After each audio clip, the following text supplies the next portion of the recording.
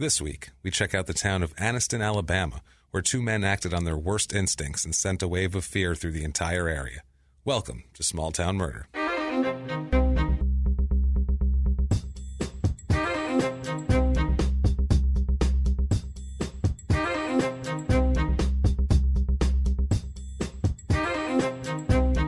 Hello, everybody. Welcome back to Small Town Murder. Yay, Jimmy, so excited for murder. Yay, my name is James Pietragallo. I'm here with my co-host. I'm Jimmy Whisman. Thank you, folks, so much for joining us. We're pumped. We're excited. We hope you are just as excited for this week's insanity as we are. Just have to thank everyone again.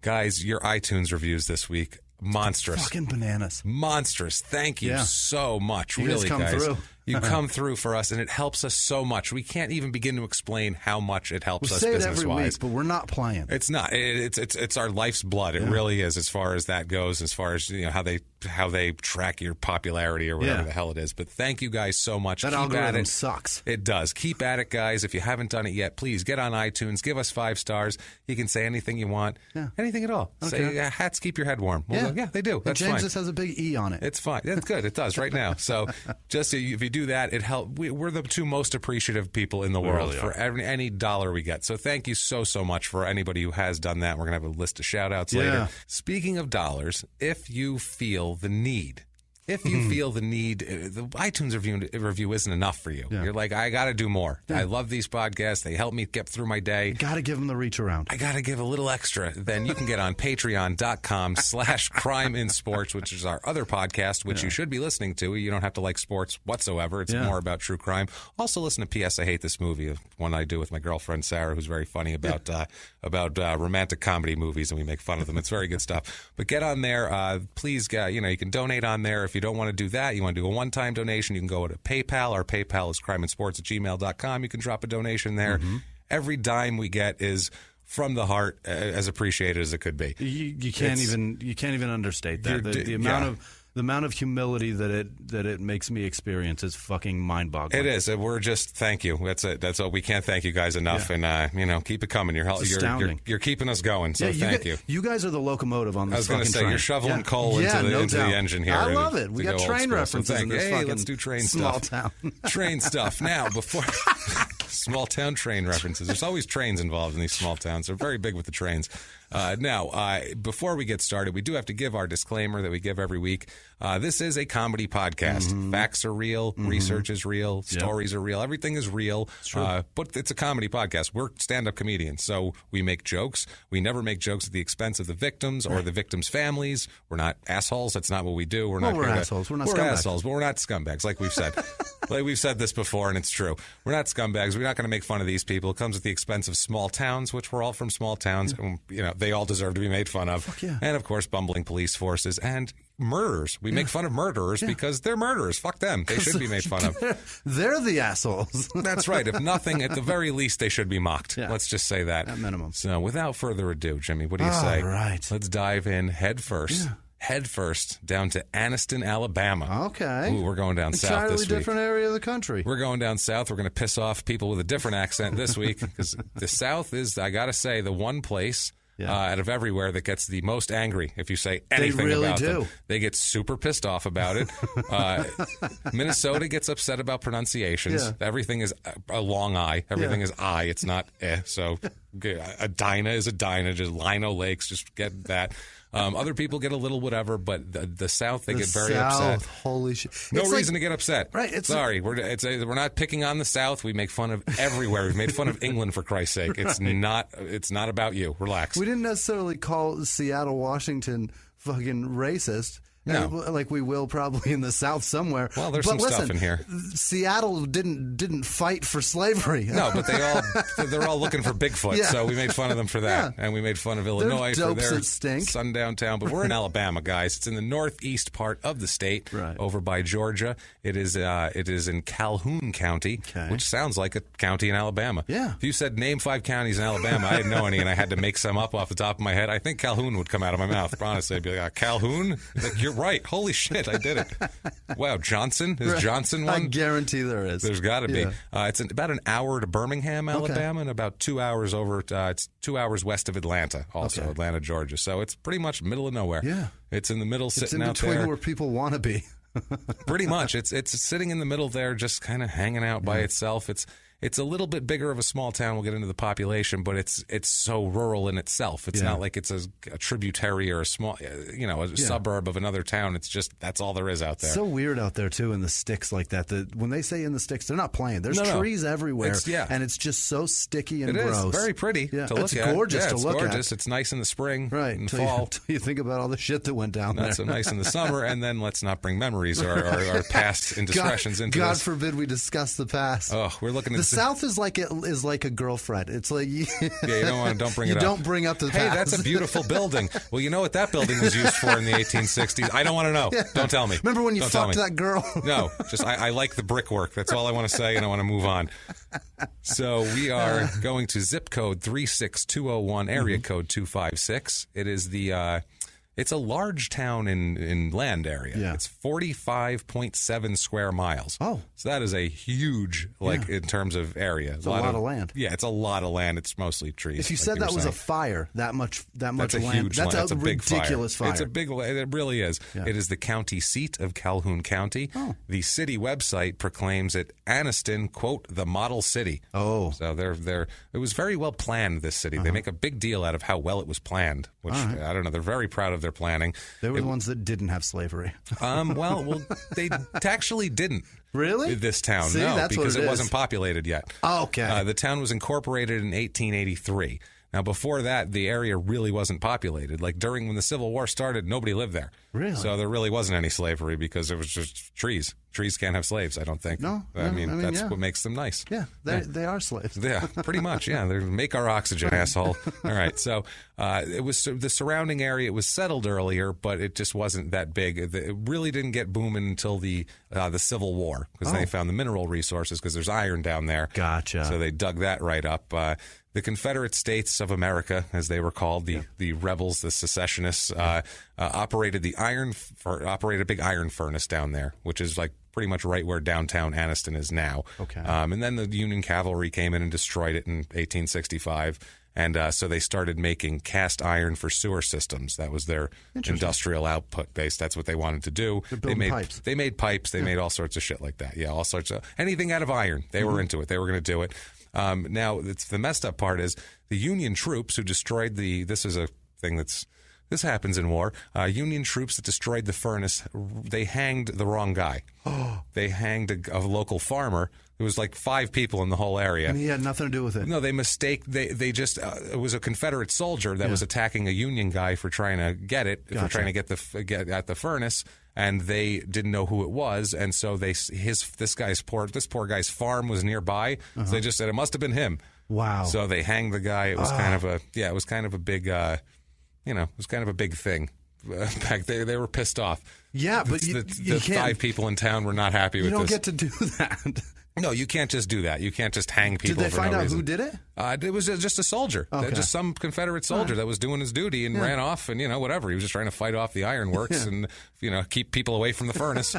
And they said, "Well, it must have been that guy." Yeah. Like, wow, okay. I would think if you have 5 farmers and then hundreds and hundreds and thousands of troops, right? I would blame the troops for attacking the military install first. I'd be like, it's probably one of the troops. Right. Anybody see him with like a hoe in his hand or any farm equipment? No, then it was probably a troop. I'm going to go with troop on that one. Let's just say he had a musket. Yeah, probably one of ours. We're one of them. Did he smell like cow shit? Yeah, no, it was probably one a soldier. of them. They smell like cow shit too. Never mind. We all smell like cow shit. We're in the middle of nowhere. It's the 1700s. It's the 1700s or 1800s. In 1872, the Woodstock Iron Company comes into town. It's all organized. They rebuilt the big furnace. This furnace is something, boy. Wow. They rebuilt the furnace on a larger scale. Wow. And they also started they keep talking about planning. They started planning a community. It was called Woodstock originally after the Iron Company. Yeah. And it was renamed Anniestown for the wife of the railroad president. Her name was Annie Scott Taylor, and it was changed to Anniston, obviously. And then when it was chartered in 1873, that was the name. Anniston, we're going after this chick. Hey, your wife, she's kind of good. I think we're going to name the town after her. We're all going to live inside her. We're all going to climb right up in there. Everybody wants to get inside her, so we're just going to name the town after her. I love how there's just like some Guido down there. He's like, hey, I've been looking at this broad, right? I'm checking her out, and I find out it's this guy's wife. And I'm like, all right, I can't bang her. It's this guy's wife. So you know what? I'm going to name it down after her. You know what I mean? We can all get inside her. Some real jerk Guido. Yeah, he's grabbing his, he's grabbing at his dick the whole time. Like, let me ask you a question, all right? That is one of my uncles. One of those switchblade combs and fixes his pompadour. And I am allowed to say anything I want about Italians because my last name is Pietragallo. So when you have that your whole fucking life, you can say anything you want. Anything about them. Anything. Yeah, it's amazing. I'm like wine and spaghetti eating bastards. It'd be like if you were Seal. You can say anything you want about black people. You go, I'm the blackest motherfucker alive. I'll say anything I want. And burn victims. Yeah, exactly. And burn victims. Yeah, he can do that. He had lupus, actually. Is that what it was? It was lupus. Well, I'm scarring from burn lupus, the poor guy. But he's a mess. He is a mess, Seal. Back to Anniston. 1961, some serious controversy happened in Anniston. Okay. That's why I was like, they didn't have slavery, but 2 freedom buses, the Freedom Riders, were down there. This was when civil rights, they were trying to get civil rights cooking. If you don't know, this was 61, is right before the Civil Rights Act was passed 2 years before, so it was kind of a... 64 it was signed, so 3 years before. So this was like these people were protesting and just trying to integrate things because the Supreme Court was making decisions that would say, you can't segregate, and they'd be segregating anyway. Wow. So that people would come in from everywhere else to try to just protest it and whatever, be a pain in the ass to this whole system. Good. So they were going down there. This was after the Supreme Court ruled that bus segregation was unconstitutional. So they had there was 2 buses, and one was outside of Anniston, sitting right there. It was an integrated bus to protest the laws, and one of the buses was attacked and firebombed by a mob outside Anniston on Mother's Day, no less. Wow. Sunday, May 14th, 1961. They firebombed buses. Prior to this, prior to firebombing it, listen to what they did. They broke windows, slashed tires, and beat it with metal pipes and clubs and chains and crowbars.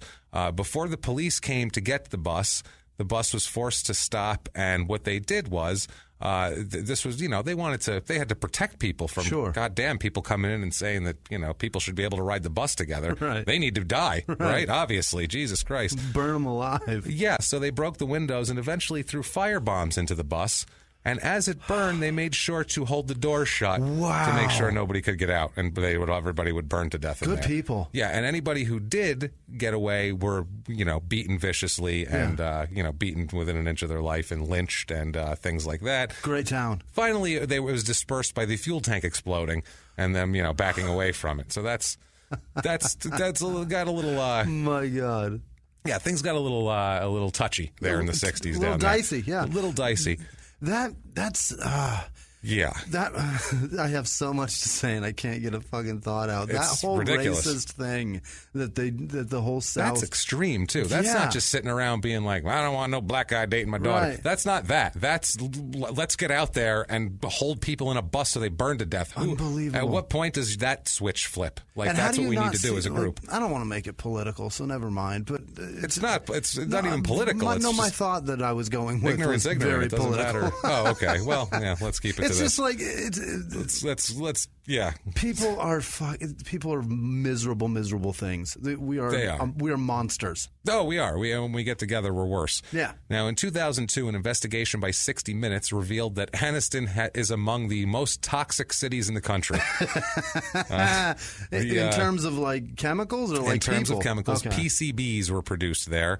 PCBs were produced there from 1929 to 1971. I know PCBs. Those things are bad news. They never get out of your system. Yes, the Monsanto Industrial Chemicals Corporation bought it in 1935 and just dumped the shit into the Snow Creek. Wow. And that's incredible. And it's heavy, and it goes into the bottom of the stream, and then fish eat it, and it gets in the fish, and then you eat it. The plant closed in 71, and it's still one of the most toxic places there. So, I mean, that tells you a lot right there.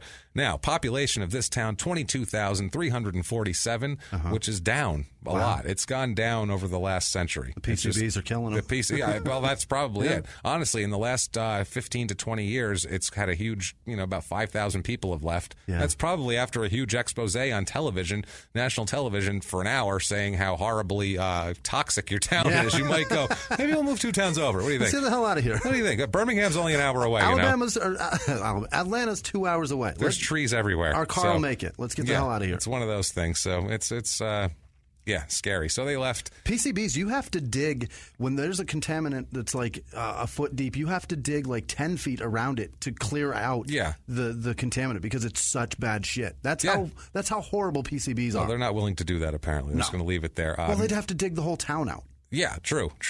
Female and male is about regular. 52% female, 47 is it's about normal. 40.6 is the median age. Normal median age is about 37.4. But we're going to get at one of those things where it's a weird. It turns out to be about 40, but there's a shitload of old people here. Okay. It's one of those deals. Like the married population's actually way less than normal, which I would not expect down there. I'd expect everybody to get married off quickly because it's very religious down there, as we'll get into in a minute. But it's only 40% married population, twice the widows, like I said, old people down there, more divorced people than average, which I would not expect down there either. I didn't think you were allowed to do that, Baptists. What are you doing? What the hell's going on here? Lots of Baptists. Yeah.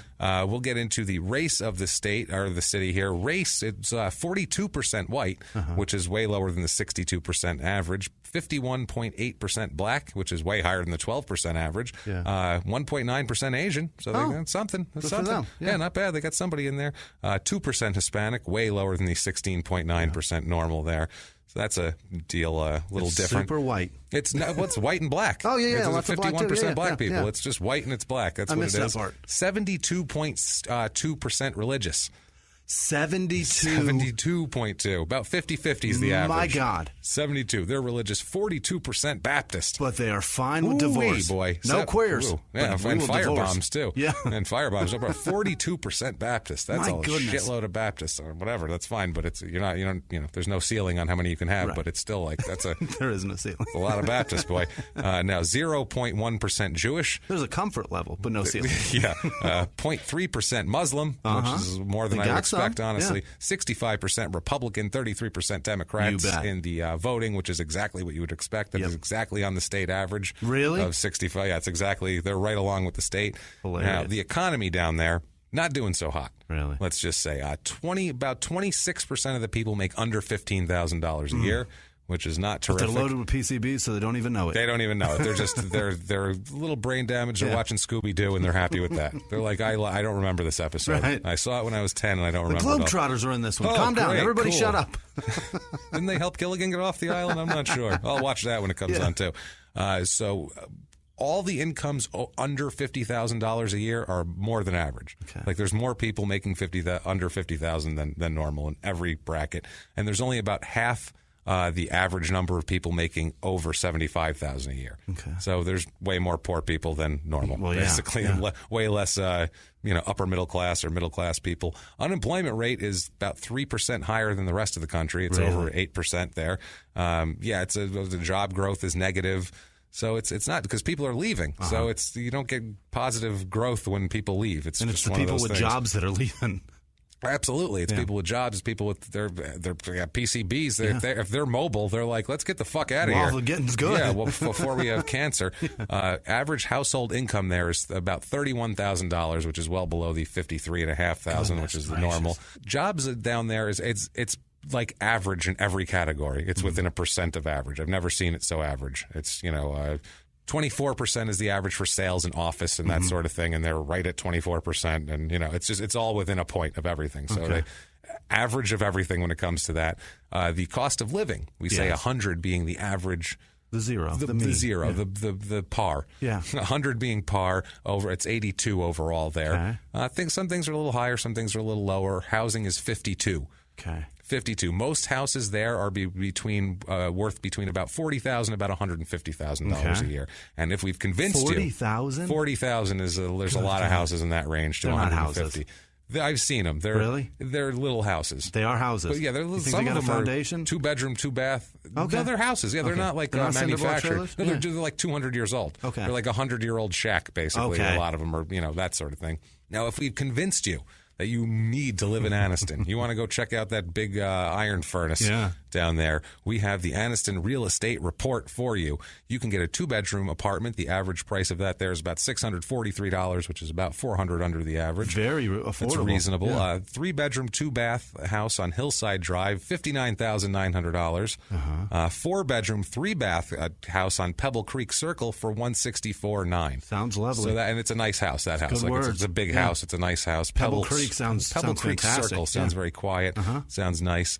Now, things to do in Anniston. Oh, I want to know. Things to do. Because right now, apart from get poisoned and die, there isn't much. You'll see a common theme here.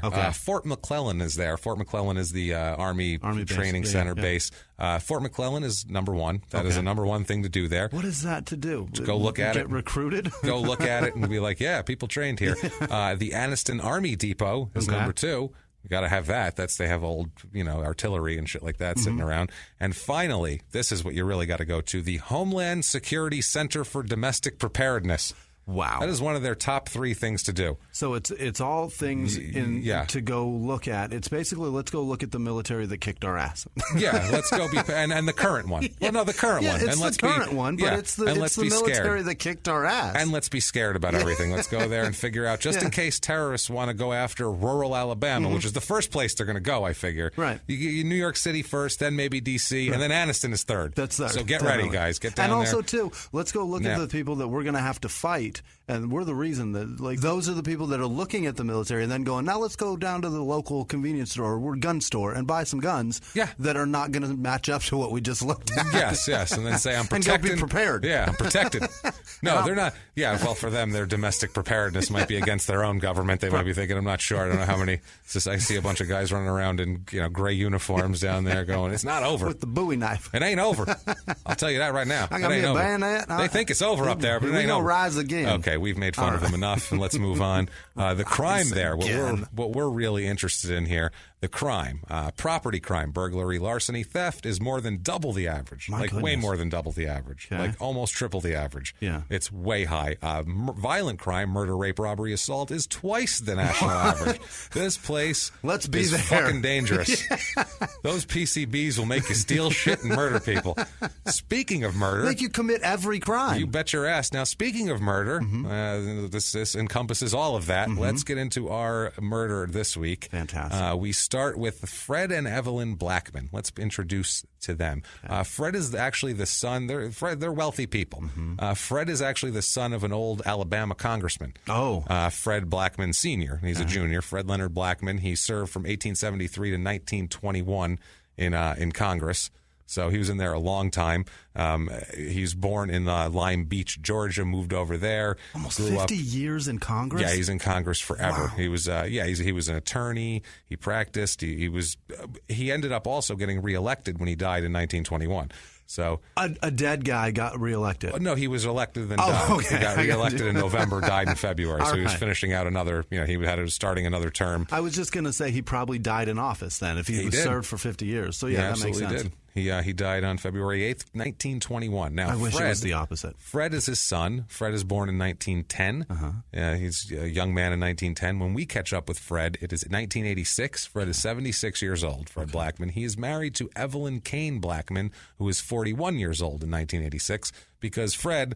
25 money will get you 25 years. Oh boy! You never see a 40-year-old woman with just like a poor guy 25-year-old? With a 76-year-old man who's just on Social Security, that needs his ass wiped, who's eating cat food. You don't see that happen often. But the rich guy, a guy that without her would die and then be eaten by his cat. And that's not sexist. That's factual. So Evelyn, that's just a fact. Evelyn also, it's like you said, there's not a lot of tall homeless people. Right. It's like, that's a fact. That's just what it is. That's the way it is. Evelyn has a daughter, Julie, from a previous marriage. She's 20 years old in 1986.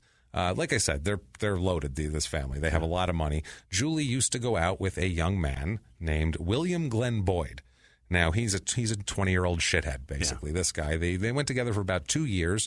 We're catching up with this whole situation in March of 1986. They had just broken up in February of 1986 from a 2-year relationship.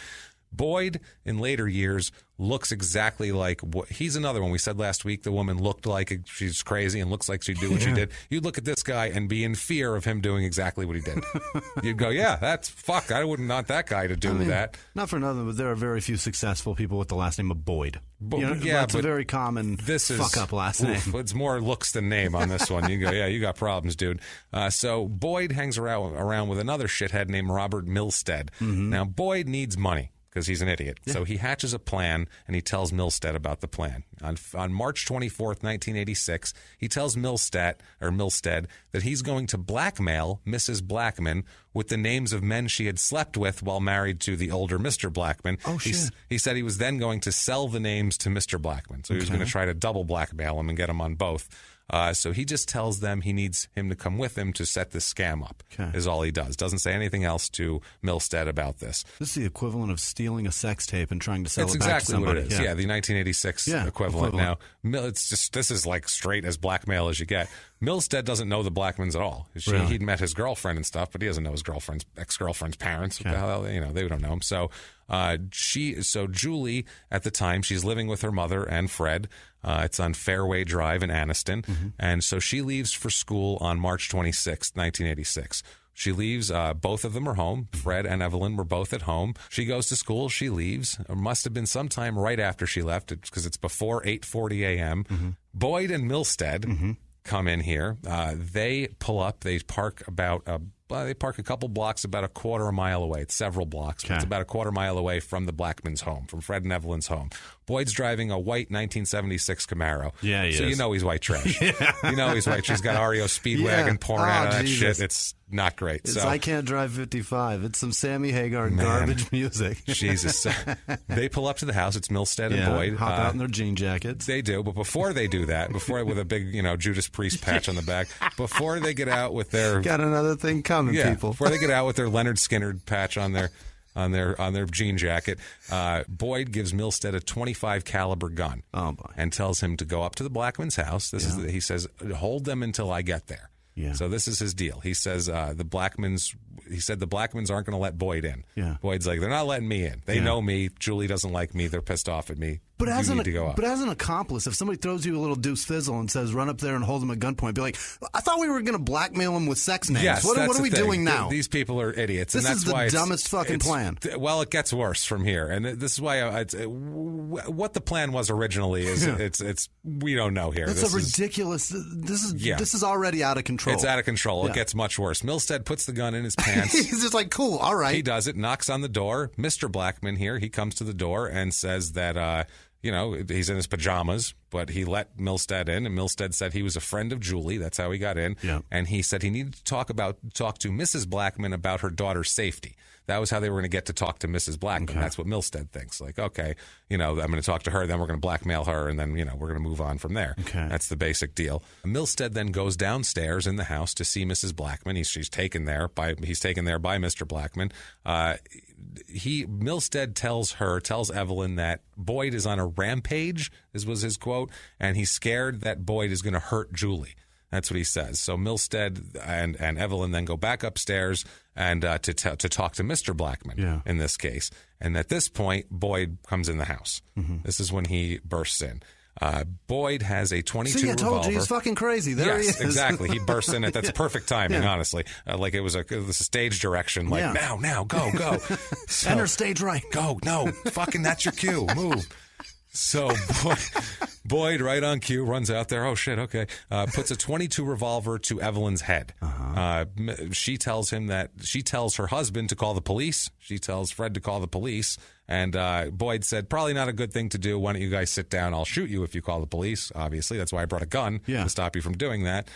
He tells Milstead to hold the gun on him, and then he goes up into the kitchen and rips a pillowcase into pieces. Okay. He then ties up Mrs. Blackman, ties up Evelyn, gags her, and blindfolds her. Uh-huh. All right. Now, right around this time, at 8:40 a.m., Officer Ken Murphy of the Anniston Police Department testified that he was patrolling the area and saw a white two-door 1976 Chevy Camaro illegally parked near the intersection of the road. Again, this is always a bad parking job. Remember Burlingame, Kansas? Nosy neighbors with the parking. Park 2 miles away and walk, you lazy bastards. Not that I want you to get away with murder, but think for one fucking second here. So he checks the tag number 11K9970, and it comes back to Mr. Boyd. Yeah. So he just, they just were writing him a ticket. That's all they're doing. They don't think that he's doing what he's fucking doing. Obviously, that wouldn't be your first assumption. Camaro. He's clearly he must have bound and gagged a poor woman and have a gun to people's heads. And now back to the show. At this point, Boyd goes into the kitchen and pretends to dial a number and talk on the phone. He says loudly into the phone, quote, "We're in here and everything is going okay. If I call you back and let the phone ring once, kill Julie and get out." So he's pretending that he's got the daughter hostage somewhere. That's his game here. Boyd then tells Mr. Blackman here, he tells Fred that Julie is a hostage and that he needs $75,000 from him for Julie not to be harmed. Okay. So Boyd said that? Boyd tells Mr. Blackman this. Okay. Milstead should be going like, dude, we need to talk in another room. We got to chat. I think he's like, we're getting $75,000. Like, that's what these guys are not thinking straight. So he says he doesn't have that much money, Mr. Blackman. He says he has to get the money because it's tied up in stocks, and he's a wealthy guy. He's got things. He's got it's tied up. He says that he agreed. So at this point, Boyd says, "Well, I'll tell you what. I'll take $5,000 for now." So give me $5,000 for now. Okay, just give me $5,000. Yeah. They go upstairs. And Mr. Blackman puts clothes on because he's in his pajamas, and then they take him to the bank. Okay, now the operations officer at the bank, at the First Alabama Bank, testifies that she knew Fred. She saw Fred Blackman several times a week. He pulled up in the drive-in. And she said a white, slender male with long, dark hair was with him, and he was acting super weird. He presents the check of $5,000, and he wasn't like looking at her. Yeah. And she said, "Hey, Fred, this is Linda. How you doing?" And he just looked ahead and nodded. He didn't do anything. So she was like, "That's weird." Yeah. When she cashes it, gives him his $100. She's like, "Man, maybe he's having a bad day. Yeah. What am I going to do? Go out there and berate a bank customer for not being polite enough for me? Like, whatever." So, it was one of those things. But she sees Boyd right in the car, and she can identify who he is. He's been spotted now. It's not, that's right there. He's already fucked up 5 times. Yeah, his car's there. It's piling up the fuck ups. So they get back to the house. They have the money, $100 bills. They give, by the way, Boyd gives Milstead half this money. Right away. Which is shocking. Not right away, but later. Okay. But that's still that he did. He tells him, then Boyd tells Milstead, he says, "We're going to take the Blackmans to a secluded spot, tie them up and leave them. So and that way I can get out of the state." It's like they know who I am. Yeah. They don't know you, but they know who I am. And, they're going to say, "Hey, this is a problem for me. It was this asshole." You know what I mean? So I got to go. So they do that. Milstead already, though, is probably going, "Oh, so we're going to kill him?" Because everything else you've said so far has escalated to something worse. Right. Yeah. So before they leave the house, Boyd takes $1,500 out of Mr. Blackman's wallet. Yeah. Steals that. He had $1,500 in his wallet. Not so bad. Now he's got $6,500. Yeah, and $2,500, and so he's got $4,000. Right. So, okay, I see what you're saying. And he also takes one of Evelyn, Mrs. Blackman's gold necklaces. Okay. Also takes that, steals it, and he's going to hawk it later or whatever. So they all leave in Mr. Blackman's black Cadillac Eldorado, which sounds like what a 76-year-old wealthy guy would drive. You mean El Dorado? Oh, yeah, sorry, Illinois, and El Dorado. Thank you, Jimmy. Sorry. So anyway. So they leave in a big caddy. He also, Boyd, on the way out, grabbed 2 of the phones out of the house because he said he knew they were tapped, which I don't know why leaving them there would be bad then. Right. I don't understand how that would help. Either way. So Milstead's driving. Mr. Blackman's in the front. The other 2, Boyd and Mrs. Blackman, are in the back. Yeah. They drive across the Coosa River and drive down a dirt road, which is scary if you're tied up with a couple of psychopaths. Boyd and Milstead and Mrs. Blackman get out of the car. They leave Mr. Blackman in the car. They walk her to a clearing behind a brush pile. They tell her to sit down. They tell Evelyn to sit down.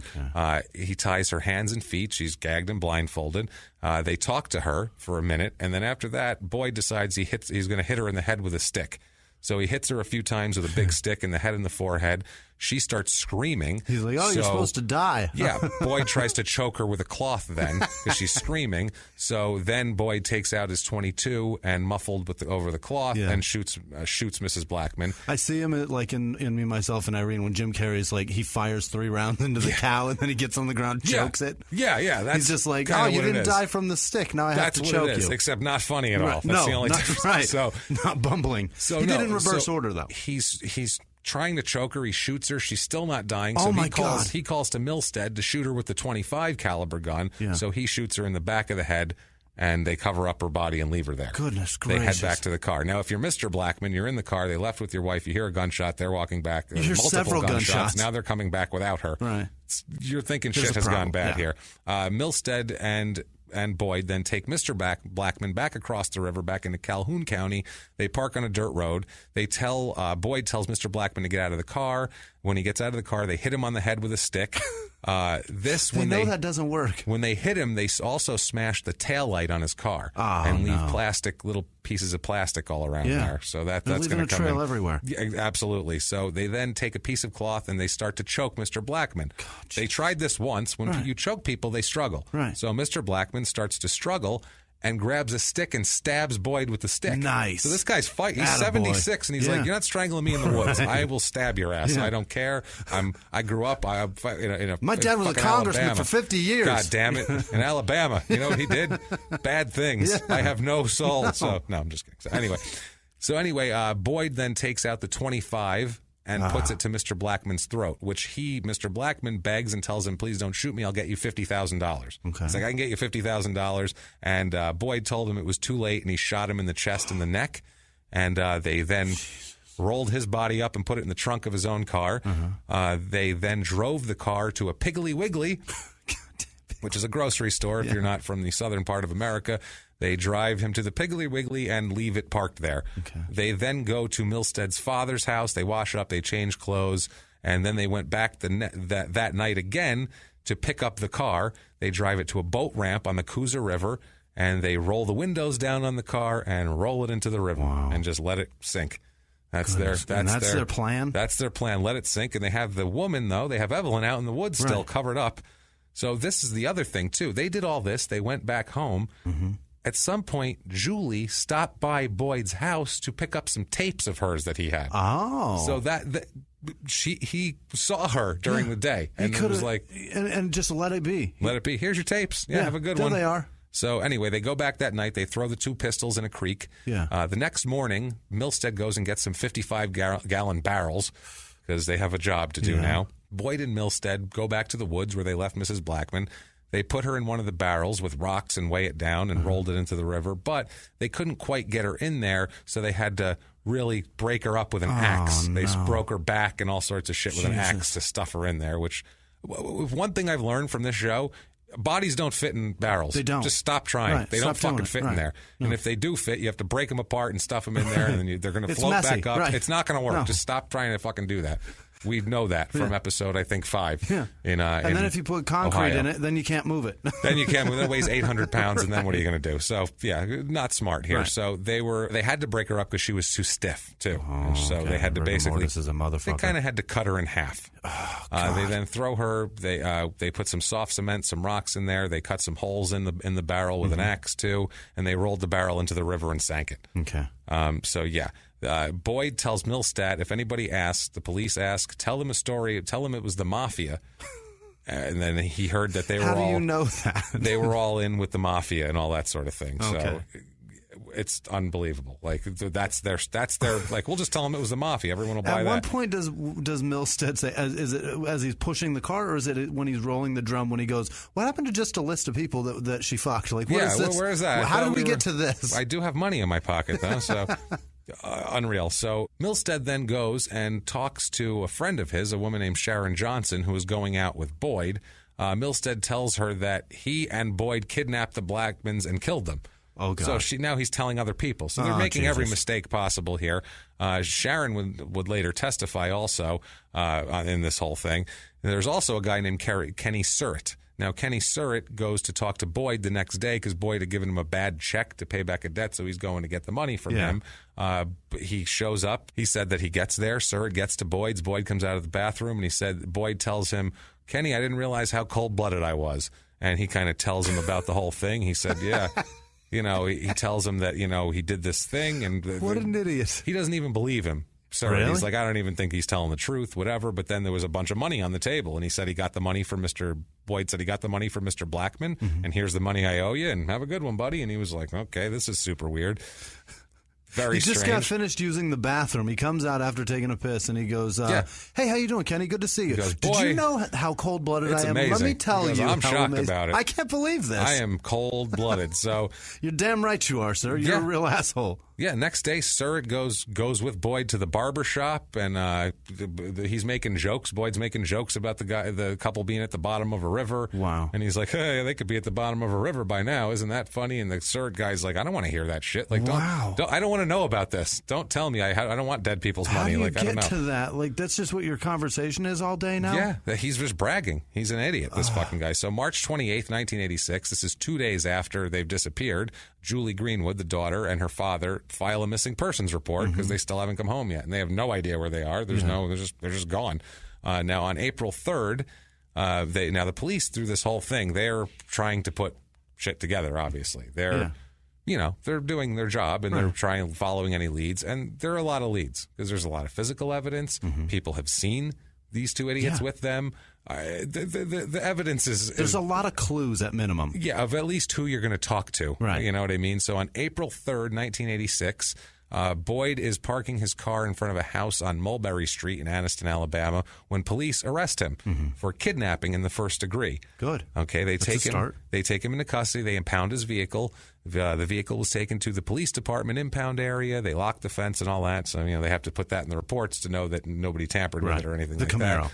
The Camaro, the 76 Camaro, the REO Speedwagon Mobile. The long one. So they read him his Miranda rights, and he decides he wants to give a statement. Really? He's going to give a full statement. He gives about 4 of them, all of them admitting some form of whatever, some form of either I shot this one and Milstead shot this one, or Milstead shot this one, or he shot both, or they vary. Milstead gives 5 versions of the story. Really? 5 different versions varying from... They each shot one of them to Boyd just went crazy and did everything on his own. Those are the varying stories. Okay. But he's really he's willing to put Boyd in. Yeah. Hard. But he's also implicating himself. He's implicating himself, but he's saying, "Hey, I'll fucking throw that guy. I don't give a shit about him. Fuck that guy." Yeah, exactly. So now, Mr. Blackman... And he's a liar, too. He told me we were going to do one thing, and then we get there and do another. Yeah. None of it adds up. I'll tell you all the stories. That's exactly what it is. That's exactly what it is. So the Milstead told them where the car was in the river. So they pull Mr. Blackman's car out of the river. They compare pieces of taillight found on the dirt road to the missing portion of the taillight, and it fit perfectly. Sure. They go to Milstead's house, and they find a blue metal barrel because he bought 2. Like, how are you going to put them in 2? And an axe they find in the backyard. Now, the next morning, April 7th, or 2 days later, they conducted a search of Boyd's vehicle.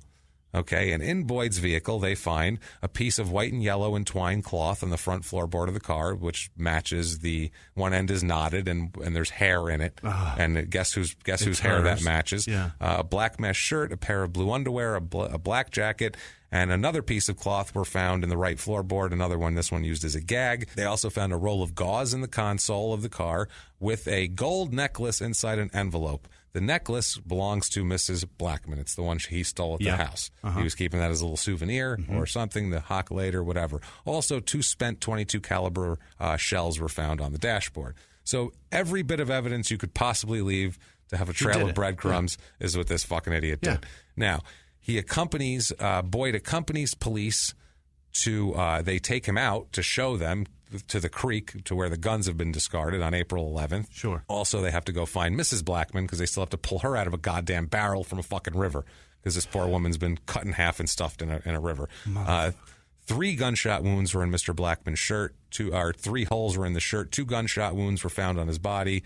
One was in the neck and passed through the chest cavity, and the other one went in the left side of the chest and passed through the heart. So they recovered both they also recovered both the bullets. They said they were very close range, and also they found some minor blunt force injury consistent with being hit in the head with a goddamn stick. Now, Mrs. Blackman, there was a gag in her mouth, a piece of cloth tied around her ankles, 3 gunshot wounds for her, 1 to the head and 2 others, 1 to the right side of the neck and 1 in the back. They never found any of the bullets for that one. And she had a chop wound in her lower back where they chopped her with an axe to make her fit in a goddamn thing, in a barrel. Boyd is charged with 8 counts, including kidnapping and capital murder, which means... death penalty. That is death penalty. Now, and this is the South. That's one thing that I do like about the South. They don't fuck around. Milstead makes a deal. He makes a deal to testify in order for in exchange for life in prison without the possibility of parole. Okay. So fine, fuck you, Milstead. You go sit in there forever. Surratt, his friend, the Surratt guy that we discussed before, the barbershop guy, right? And Sharon Johnson both testify. Johnson testifies for the defense. Really? She testifies for Boyd. She says that Milstead came over and said that Milstead told her that he shot both of them. Okay. So she's like, he's lying. Yeah, but now, she's sleeping with Boyd. She's sleeping with Boyd, and who knows if Milstead did that to brag, because these guys are jackasses, and they think that it's a positive if they're shooting people. Like, people will be impressed with that shit, right? Yeah, it's great. Now, they had everybody, forensic people, testify that the soil samples given were... contained her blood and clothing stains, clothing and blood stains there, matched stains in the car, matched everything, matches everything. In this dirt that's not PCB is blood. Yeah. And it's hers. No, absolutely. They did tool mark checks, like comparisons with the axe and I mean, it's everything. It's a forensic slam dunk on every level. It's a circumstantial slam dunk. It's everything that could possibly put someone in jail.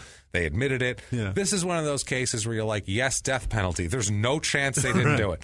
Everyone knows they did it. Everything matches up, and they admitted to it. Let's just say that they fucking did it. Let's just kill them now. Let's warm up the generator for that chair. Let's do it, man. Let's get the iron furnace cooking. Let's go. God damn it. Let's throw them in that. Hey, fuck it. They got it. Let's fire that bad boy up. There aren't any cast iron pipes anymore. No. We're using fucking plastic. PVC now. That's right, man. So Boyd is shocker. They go to the jury, and the jury actually had there were some things with the jury. A juror shouted out some information that he read in the paper at one point, so that was some controversy there. So they didn't know whether they were going to have a mistrial. Heard they were going to blackmail or whatever. Yeah, I heard this, and I heard that this one was there. I heard the mafia was involved, or whatever the fuck it was. So Boyd is found guilty on all counts. All right, no shocker there. I mean, really, you'd have I don't know what the fuck kind of jury would find him not guilty. I'm not sure. You can find one down there, I think. It'd be tough, man. I think the OJ jury would have convicted him if it was this. He said he did it. He said he did it. And other people saw him with. Oh boy, yeah, that doesn't sound good. There's blood all over his truck. Oh man, and on him, and it all met. Oh boy, oh my. So how many of those shoes are there? Oh boy. Now, for sentencing, the same judge who presides over Boyd's trial. Here's the sentencing. This is April 9th, 1987. This is right after the jury thing. Now, the defense tries to present mitigating evidence. His attorney, Cindy Pierce, prepares a life history of Boyd's to read to the jury to get sympathy. I can't imagine that's a good thing. Well, they're trying to. It's mitigating factors. Okay. Look at how fucked up it's not his fault. Okay. He's only 20, and look at his life. But so I can't far. imagine those things are going to do him any favors. No, I mean a lot of times they do. They'll mitigate, but when you something like this, you're beyond that shit. This wasn't an accident. They said that his parents divorced when he was 2. His father went to prison and tried to escape, and everybody found out, and it was bad publicity for the family. That's why he killed people. That's why. His younger sister was physically and mentally challenged, and when she became older, she became very violent. They used to have to physically restrain her, put her in restraints. He grew up very poor. His friend burned down the family's trailer at one point. He was embarrassed by that his family was poor.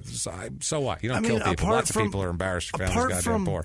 Apart from Blackman and his family raped me my entire life. Yes, constantly. Right. Constantly. And he was about to do it again, so he had to kill everybody. That's the only. There's nothing else. Nothing. So he had difficulties in school. He dropped out at 16. They said his mother remarried, and he had to an abusive guy who had serious problems, and he beat him, and he was very strict. And Boyd's grandfather died. It was so hard for him to get past that. It's like everybody's He grew up like everybody. Died. He grew up like me. He grew up like you. He grew up like everybody else.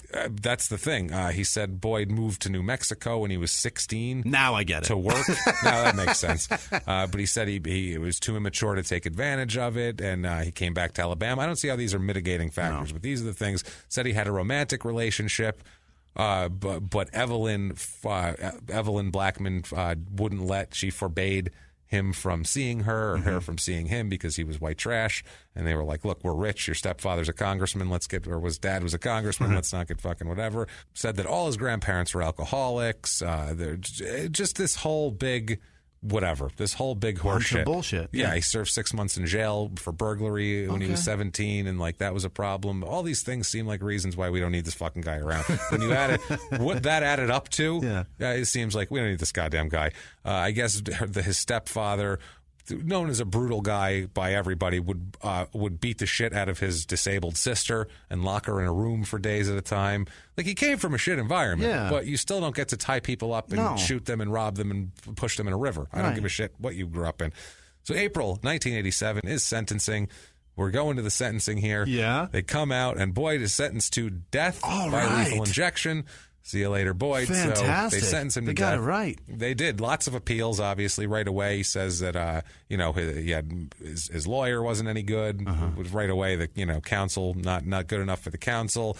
Said there was the search of his vehicle while it was impounded was warrantless.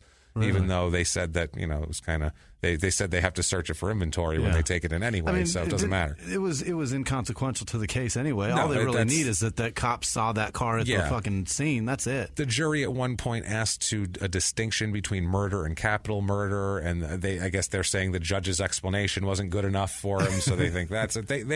They sentenced you to die. That's what they knew. They said capital murder is dead murder. That's the one. That's the one there.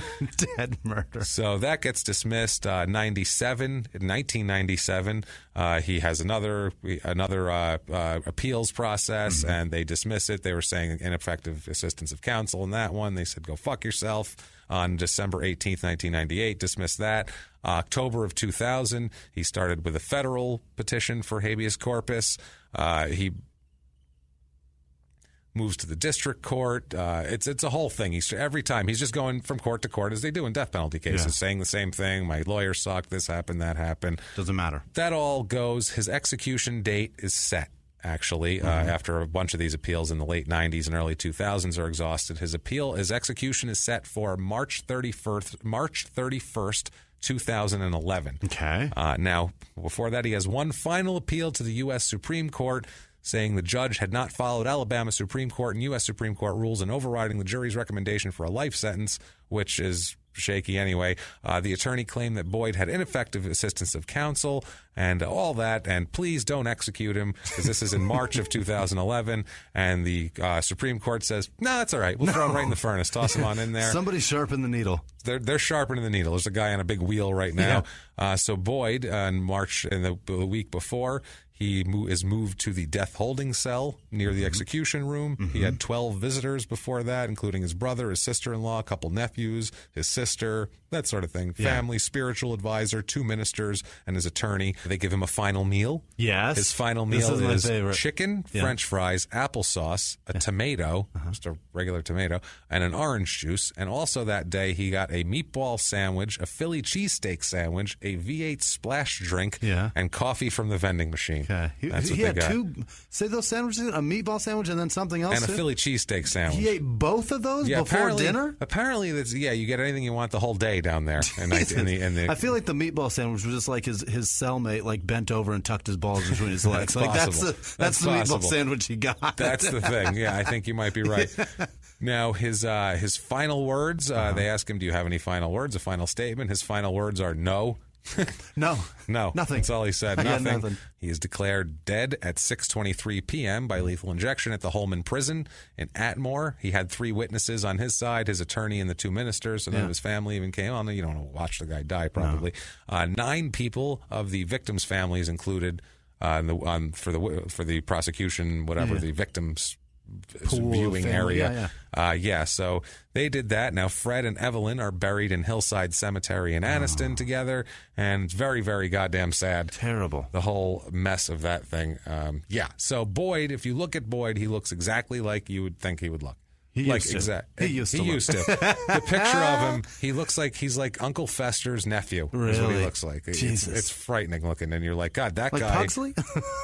No, way worse. No, like one that really got his genes. Was he heavy? One that got his genes. Later on, he was heavy. He wasn't then. He was 20 years old. Yeah, he was tall and had long hair. And toward the end, he was heavy though. He was a bald, big, fat, pale, heavy son of a bitch. Sweaty, dying asshole. Yeah. And then he died. Tons of murder. And then he died. And so happy days. Yay. Dead. Take that. So that is Anniston, Alabama. And that is the poor story of the poor Blackmans and poor Yeah, the poor Blackmans, poor Julie Greenwood, and these son of a bitches, Milstead and Boyd. But they're dead, so fuck it. One of them's dead. The other one's locked up in Alabama for the rest of his life, which sounds horrible.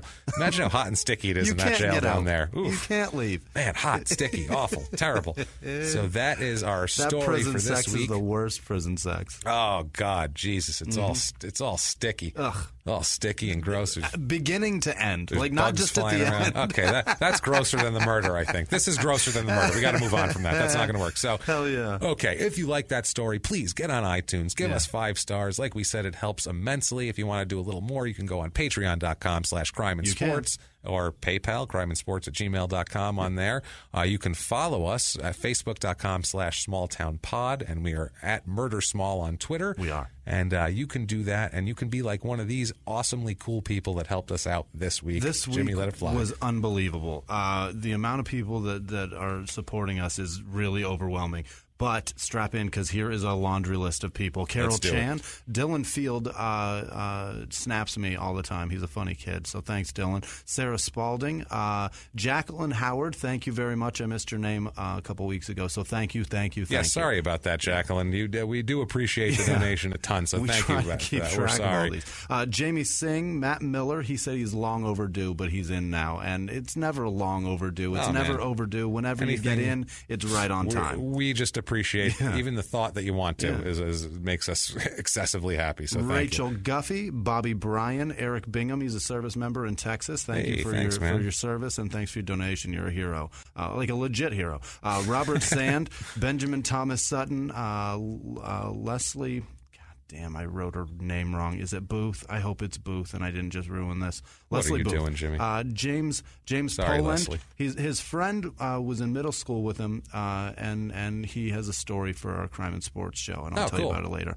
But thanks, James. Thank you. Chelsea Stewart, Alex Nutty. I think it's Nutty. Gnutti.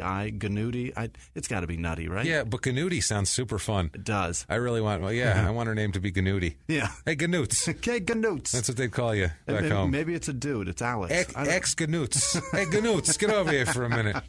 Cavacola, what do you want? And Karen Favreau, I hope that's John Favreau's wife. I really hope that is. Michelle Fowler, Vanessa LaFoya, I told you about her.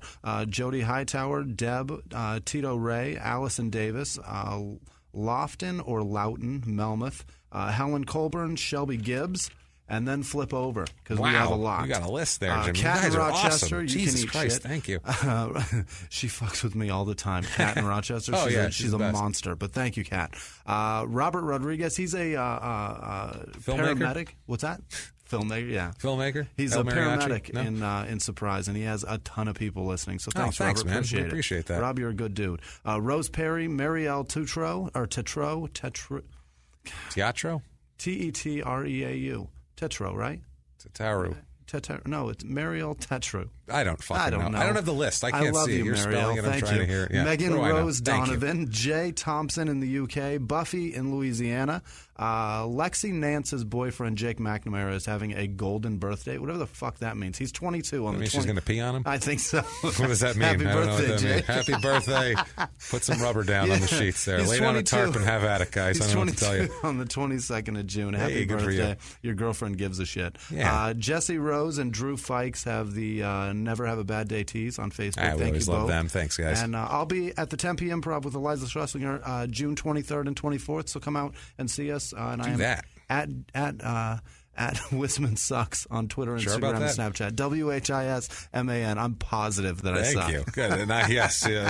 Well, at reading maybe, but other that's than true. that, you're fine. Other than that, you're fine. No. I can read, just not my own fucking that's writing. The thing. That's the hardest depressing. of all to read. Thank you guys so much. I am at Jimmy P is funny. You can find me all over or try to get real adventurous. Spell my last name. Just cut and paste it, guys. It's from the show description. Super easy. You can find me that way on social media. Best way to do it. Don't be a hero. Seriously, it's bad. There's no Purple Heart in this for you. No, my last name is the reason why I'm allowed to make fun unmercifully of anything Italian. Anybody so that sucks down spaghetti, James can. I'll pick on you, goddammit. That's right. And I'll do it because I want to pick on something and somebody, and that's all I'm allowed to pick on. So, white people get mad when we pick on them. It's like, Italians will never get mad if another Italian picks on him. They'll be like, he's got a good point. One. He's got a point. I like Capicola. I got to be honest with you. This guy. Yeah, prosciutto, it's delicious. I got to tell you, he knows what he's talking about, this guy. At first, I was like, what's he saying? And then I'm like, he's got a point. He's got a fucking point. Not for nothing. Not for nothing. He's got a fucking point. But, awesome. Guys, thank you so much for listening. As always, we're never going to give up. We're coming back at you, as always. We'll see you next week, guys. It's been our pleasure. Bye.